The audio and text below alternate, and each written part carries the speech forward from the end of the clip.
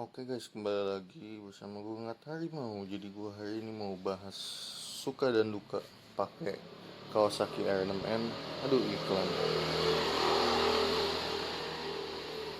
Nah, suka dan duka pakai R6N. Di video sebelumnya gue udah kasih review motornya ya. Review ya penampakan gitulah, belum riding experience. Nah, ini gue mau bahas suka dan dukanya aja. Gue duduk dulu di sini. Nah, jadi suka dan duka motor ini, sukanya dulu ya. Sukanya tuh motornya murah ya. Range-nya dia sekitar harga 70 jutaan. Habis itu tadi pertama murah. Habis itu yang kedua, perawatannya minim. Perawatannya minim dari mana? Gue kasih tahu dulu. Yang pertama, ini di bagian perawatan minim, olinya ya. Olinya ini cuman 1,6 liter kalau kalian nggak ganti filter oli. Kalau kalian ganti filter oli itu dia makan sekitar 1800 atau 1900. Gue nyari-nyari di internet tuh beda-beda, jadi gue isinya 1900 aja. Nggak apa daripada kurang kan. Nah itu sukanya, perawatannya oke. Abis itu spare partnya sih susah-susah gampang ya. Jadi gue pernah kerusakan di bagian sini nih. Di sini tuh ada reservoir apa namanya. Nah, gue tampilin di sini lah reservoirnya kayak gitu. Nah, reservoir tabung cadangan radiator lah. Aduh, orang-orang pada ngebut-ngebut amat di perumahan ya. Gas-gas NMAX begitu kenceng-kenceng banget sampai berisik.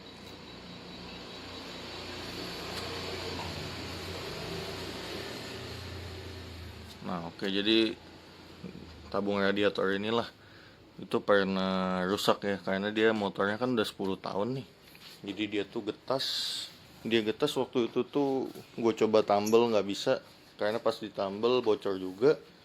Jadi gue nyari kemana-mana tuh nggak ada, pada kosong gitu kan. Di Kawasaki Ramayana yang di Jakarta, yang gue spesialis jual spare part tuh, Oscar Kawasaki juga di online juga pada habis kosong. Nah itu gue beli setelah menunggu sekitar sebulan lah ya, baru pada ready. Waktu gue mau nyari itu kosong. Tuh tabungnya, ini radiator ini. Jadi kalau panas dia naiknya ke sini. Jadi kalau ini bocor, tiap kali radiatornya panas, airnya naik ke sini, airnya kebuang. Pas dingin harusnya kan ngisep lagi ke dalam, tapi ini nggak keisep jadinya karena di sininya bocor, habis. Ya udah, itu bisa overheat kali kalau perjalanan panjang. Nah, jadi itu susah nyari spare partnya dulu. Sempat kosong di mana-mana, setelah nunggu 1 bulan baru ada yang infoin gue udah ready gitu. Nah, ini tuh harganya sebenarnya cuman 186.000 ya, kalau nggak salah. Di Kawasaki yang resmi, tapi waktu itu gue dapetnya di online gitulah. Nah, dia doang tuh yang ready waktu itu. Terus dia ngabarin gue. Nah, itu dia harganya di upping soalnya barangnya emang susah. Jadi dijual sekitar 280.000. Mau nggak mau beli, kalau nggak motornya nggak bisa jalan kan. Jadi spare partnya itu suka duka juga ya. Dia termasuk suka juga, termasuk duka juga. Dukanya ya ada yang susah, sukanya ada yang gampang. Olinya pakai oli Kawasaki aja ya, yang standar. Itu warna botolnya hitam, dia bukan standar sih. Oli yang full sintetik harganya 75.000. Itu dia diproduksi sama Shell olinya. Nah, ini olinya nih kalau kalian pengen beli ya, ada di Kawasaki. Ini diproduksinya sama Shell. Tuh, Shell Manufacturing Indonesia. Ini speknya udah lumayan bagus, APSN JASO MA2, dan dia udah full sintetik. Jadi ini olinya sekelas sama Shell Advance yang Ultra 10W40, tapi ini jauh lebih murah karena yang Advance Ultra itu 130 ribuan, ini cuma 75.000 sebotol, dan motor ini cuma pakai 2 botol, bahkan kurang dari 2 botol. Nah, jadi suka duka spare part itu, jadi pertama olinya irit, cuma pakai 2 botol, udah kayak motor 2,5. Habis itu yang kedua tadi spare partnya susah gampang. Yang susah ini, yang gampang tuh kampas rem, pasti gampang, bakal ready juga di Kawasaki. Habis itu bolamnya, kalau misalkan putus nih universal bolam H11. Habis itu rantai ini dia pakai O-ring 520. Nah jadi ukuran 520 O-ring. Ini rantainya ukurannya kayak Ninja RR, standarnya 520. Kalau Ninja RR tuh kayak Ninja 2,5 juga. Kalau Ninja R sama SS tuh beda, yang 2 tak itu ya.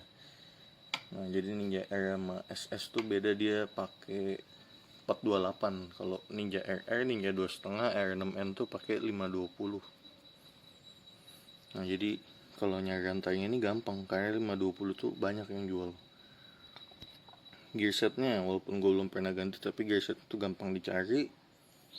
Nah jadi dia itu bisa pakai punya WR3, bisa pakai punya Triple S. Triple S tuh satu paket sama si rantainya tuh gear set. Nah berarti dia kena sekitar 1 komaan lah waktu itu gua cek. Habis itu selanjutnya itu tali koplingnya, masih bahas soal spare part ya. Jadi waktu itu tali koplingnya tuh bukan copot, apa ya bilangnya, putus kabel kawat di dalamnya nih. Ini dalam ini kan ada kawat nih, nah ini putus. Jadi kopling tuh kalau ditarik kosong. Nah ini gue baru ganti original, beli di Kawasaki. Itu dia ready. Jadi di Kawasaki dekat rumah gue aja ready. Mungkin tidak bisa dibilang juga emang dia spare partnya gampang gitu. Tali koplingnya ready. Ini emang khusus buat R6N nih, nggak gue pakai punya motor lain, dia akal-akalin enggak. Jadi dia dari tali kopling situ dia nyambungnya ke sini. Nah ini gue pasang sendiri, gampang pasangnya. Tinggal masukin ke sini sama masukin yang tadi di kopling. Terus setel ini sampai kenceng. Sampai di sininya lumayan kenceng, jangan terlalu kenceng juga. Sampai kenceng aja, yang penting ini masih ada space tuh. Nah, udah beres, gampang masang tali kopling. Walaupun sukanya spare partnya itu gampang, dukanya itu dia harganya mahal. Jadi tali kopling itu harganya sekitar 280.000. Ya mau gimana lagi ya, kalau beli yang lain takutnya kepanjangan atau pendekan segala macem. Mau beli yang ori, jadi itu mahal. Karena kalau gua tuh biasa kayak Ninja R itu bisa pakai yang punya fiction, itu cuma 30.000 dulu. Nah kalau ini tuh 30.000 sama 280.000 ya lumayan ya selisihnya. Jadi buat kalian yang pakai mocil dan berharap ini motor spare partnya murah, terus kalian pengen naik ke sini gitu ya, karena ini motor murah tapi spare partnya nggak murah juga. Karena moge itu mau moge semurah apapun spare partnya tuh nggak ada yang murah. Terus lanjut lagi, kesukanya itu suspensinya enak banget. Motor ini suspensinya enak, tapi kalau buat cornering enggak. Kalau buat jalanan lurus sama jalanan bumpy, motor ini shocknya empuk. Tapi kalian tahu lah kalau shock empuk itu buat cornering udah pasti nggak enak. Feelnya tuh pas cornering tuh kayak motornya genjot gitu lah. Jadi kayak mau high side, kayak mau mental gitu lah. Shock depannya juga ini ya so-so lah, lebih empuk. Shock belakangnya, kalau shock depan itu emang nggak boleh terlalu empuk. Sekalian info, gue waktu ngambil motor ini tuh seal shocknya bocor, jadi olinya pada keluar gitulah di sini biasa. Nah itu gue kena sekitar 900.000 di Kawasaki Ori. Jasa sama barangnya kena 900.000. Ganti kanan kiri, karena kalau ganti sebelah doang nggak balance. Nah itu kena 900.000. Nah sekarang udah tahu kan mahalnya. Ya begitulah, sekalian gue kasih aja, udah bahas shock empuk, gue kasih tahu sekalian seal shocknya gue pernah ganti, biayanya sekian. Oke, jadi shocknya empuk. Selanjutnya sukanya itu posisi ridingnya enak. Motor ini itu posisi ridingnya enak, jadi gue udah pakai ke Bandung dan gue nggak merasa lelah sama sekali. Jadi waktu itu gue udah pakai ke Bandung itu sekitar 170-an kilo ya kalau dari rumah gua nih. Nah ini nggak pegal sama sekali, motor ini enak banget buat pakai jarak jauh. Suka yang selanjutnya, bensinnya irit kayak motor 2,5. Walaupun motor ini 6,5 2 silinder, tapi bensinnya kayak motor 2,5 2 silinder. 4,5 liter per 100 kilo. Kalau dihitung itu sekitar segini. Buat perbandingan 1 liter bensinnya bisa berapa kilo. Nah jadi ini motor tuh irit banget. Oke, suka selanjutnya itu tadi gue udah bahas motor ini murah. Walaupun motornya murah dan 2 silinder 6,5 cc, motor ini tenaganya oke banget. Jadi menurut gue sih motor ini udah cukup banget ya buat moge di kota ataupun touring. Buat harganya, powernya itu udah cukup. Cuman suaranya doang ya, kalian tau lah suaranya kayak Ninja 2,5 gitu, tipikal 2 silinder Kawasaki. Suka selanjutnya itu dia mesinnya bandel. Jadi motor ini tuh kalian mau betot gimana juga, pakai sampai kilometer berapa mesin tuh bakalan awet. Nggak tahu ya Kawasaki gimana bikinnya nih, motor tuh ibaratnya motor tahan banting lah ya. Jadi kalian mau pakai kasar mau pakai halus tuh mesinnya masih oke juga. BTW di sini ada oli itu bukan bocor ya, tapi gue lapisin semacam apa ya namanya, semacam bikin cat halus gitulah. Tapi gue kemarin ngituinnya nggak rata, kayak semacam quick detailer gitu. Ini bukan oli. Nah, jadi mesinnya tuh bandel. Terus anak SNR itu pernah kasih tau gue, ini motor tuh mau diapain aja mesinnya pasti awet dah. Tapi jangan dikorek-korek, maksudnya kalian kalau pemakaiannya kasar itu mesinnya tetap bakal awet. Buat kalian yang belum tahu tuh, ini motor itu horsepowernya 71, torsinya itu 65 atau 64 Nm gitu.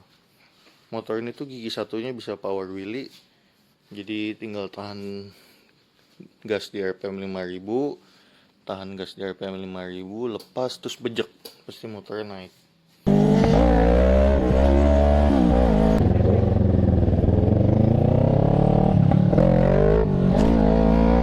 Ya terus suka selanjutnya, tadi udah bahas soal harga, sekarang bahas soal harga lagi tapi dari sudut pandang yang berbeda. Motor ini tuh harganya stabil di angka 70 jutaan dari dulu ya. Kalau nggak salah katanya dari 2014 tuh harganya emang segini. Gue sempat mantau juga tahun 2018 tuh, ini motor tuh emang harganya dari dulu 70 jutaan doang. Sekarang udah tahun 2022 harganya masih segitu juga. Jadi ini motor ya harganya stabil lah. Jadi kalau kalian mau pakai berapa tahun juga, asal kilometer nggak terlalu gondrong sih ya, harganya segitu-segitu aja sih. Jadi value for money-nya nih motor tuh dapat banget.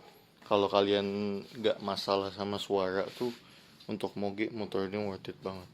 Oke, kita masuk ke dukanya ya. Pertama, motor ini berat banget.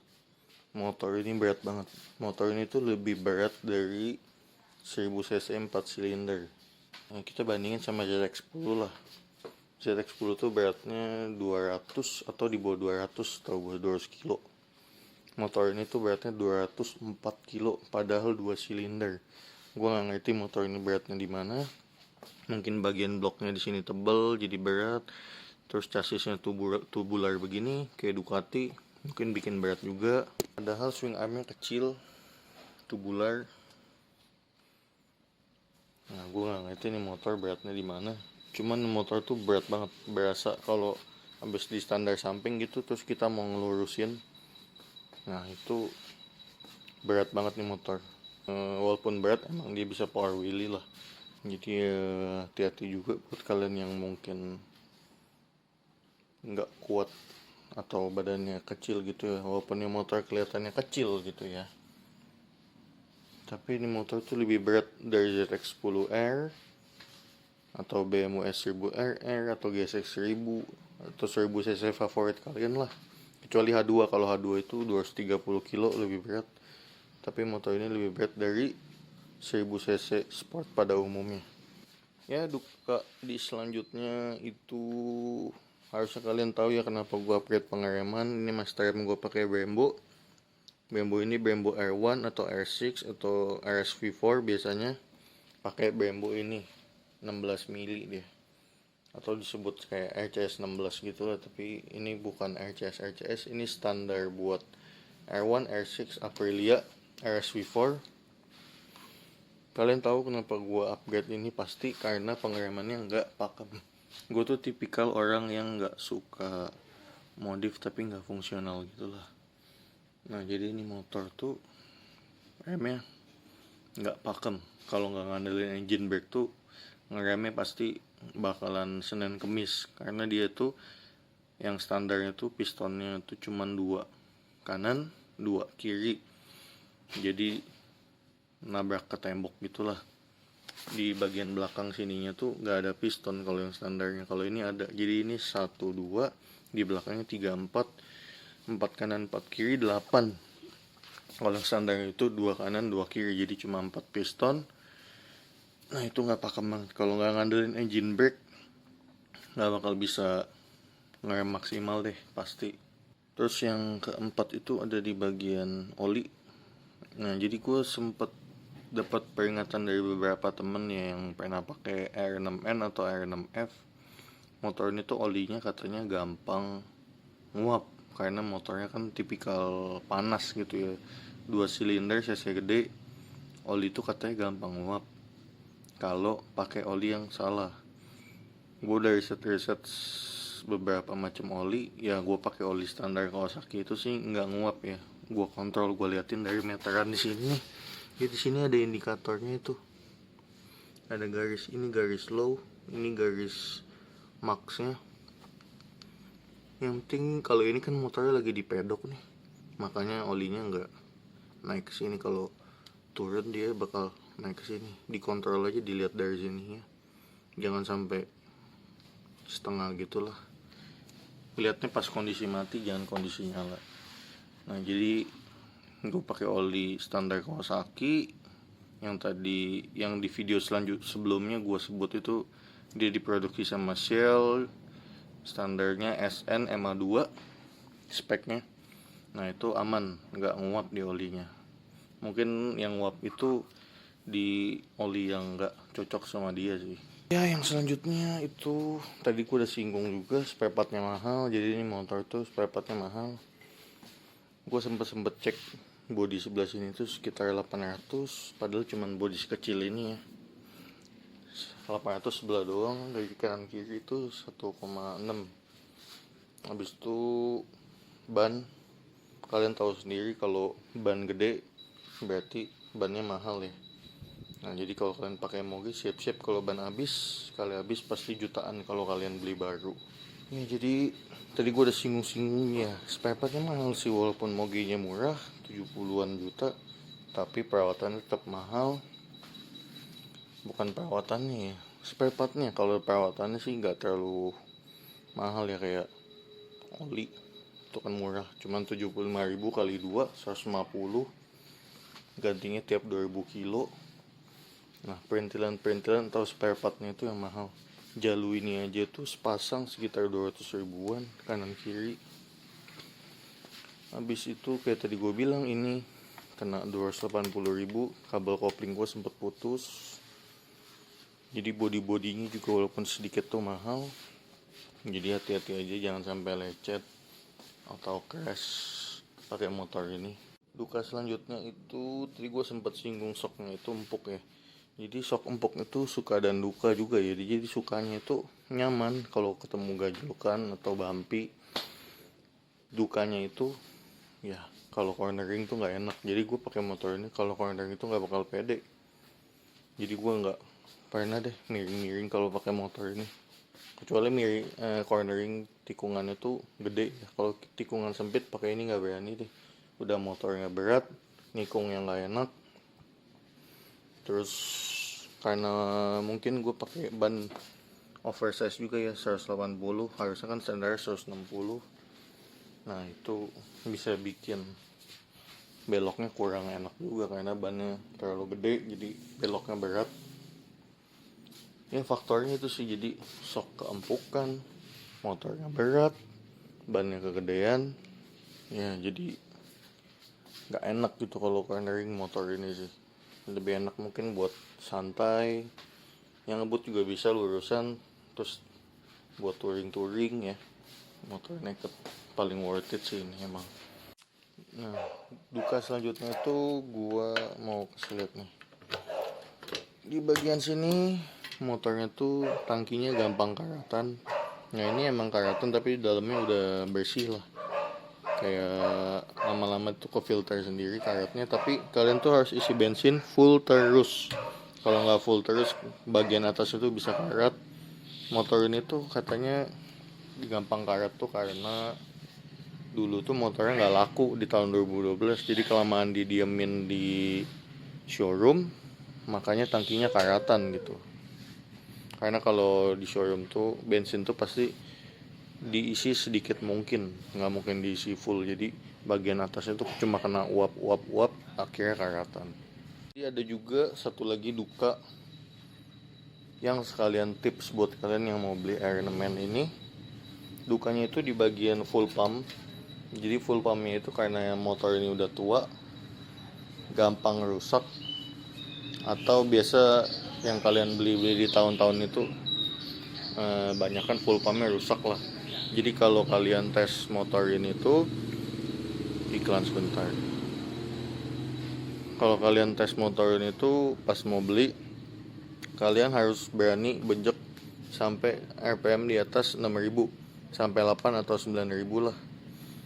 Dari situ baru ketahuan full pumpnya sehat atau enggak. Kalau bisa lewatin RPM 6000 itu berarti full pumpnya sehat. Kalau di RPM 6000 dia berbet, berarti full pumpnya udah harus diganti. Full pump itu kalau ori Kawasaki sekitar 3 jutaan. Jadi lumayan buat jajan juga. Mungkin kalian bisa nego sama orangnya kalau ntar kalian mau beli motor ini. Oh ini mesinnya berbet nih, full pumpnya guys gini, minta kurang segitu gitu, atau setengah-setengah gitulah. Itu sedikit tips ya. Jadi R6N itu penyakitnya tangki karat sama full pumpnya rusak karena motornya udah tua. Nah, jadi gitu aja sih suka dan duka dari R6N ini.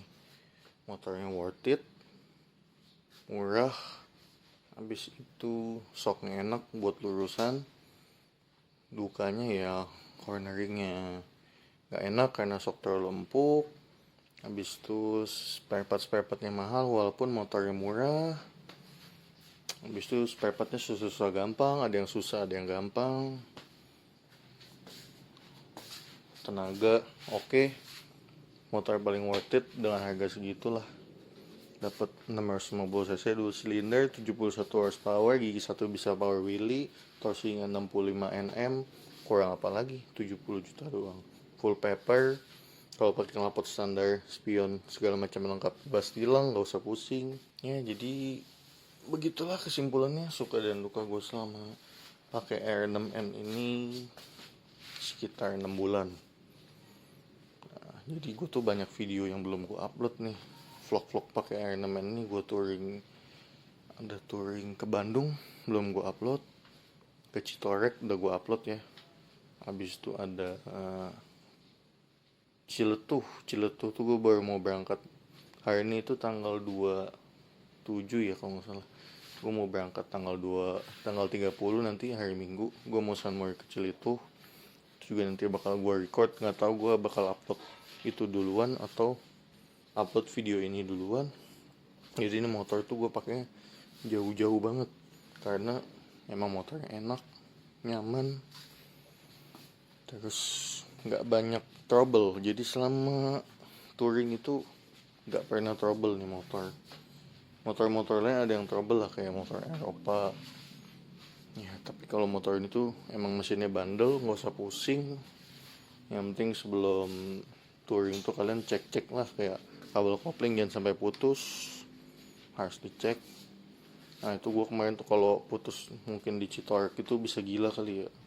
Towing juga pasti jauh banget dan mahal. Nah untungnya waktu itu gue putus si kabel kopling ini tuh dalam kota di Tangerang juga, jadi aman. Ya motor ini gak banyak ecok lah, cuman hati-hati aja spare partnya mahal. Jadi jangan sampai crash, bodinya mahal. Habis itu jangan sampai rusak di bagian mesin juga karena jeroannya juga mahal. Tapi motor ini tuh emang bandel sih, jadi bakal awet lah. Gitu aja soal Iron Man ini. Jangan lupa like, comment, share, dan subscribe. Thank you for watching.